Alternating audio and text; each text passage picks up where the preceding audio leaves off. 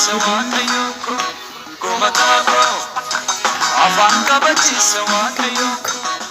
Ubadebine, Bodeti Akre, and Nenama,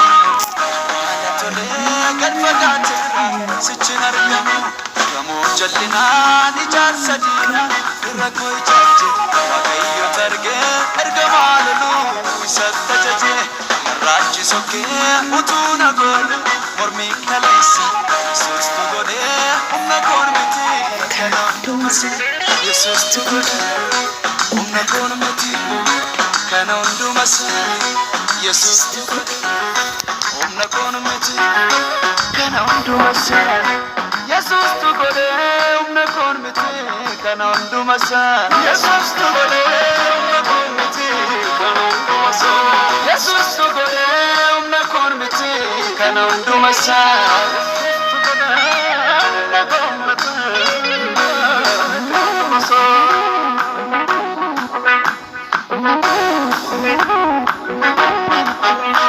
Afani boru kufe kosa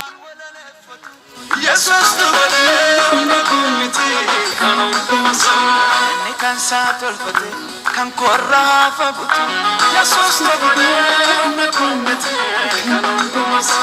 aragofta mulate marre mala dubatu Jesus to bade na kumiti kanon kumasa yasut ye fate nama goftan jallatu Jesus to bade na kumiti kanon kumasa Dabiko ilale wakat kana hamatu Jesus to bade na kumiti kanon kumasa haragofta mulate ega mala dubatu Jesus to bade na kumiti kanon kumasa Jesus to bade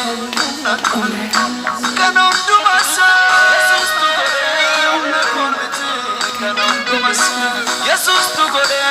na kumiti kanon kumasa Jesus to bade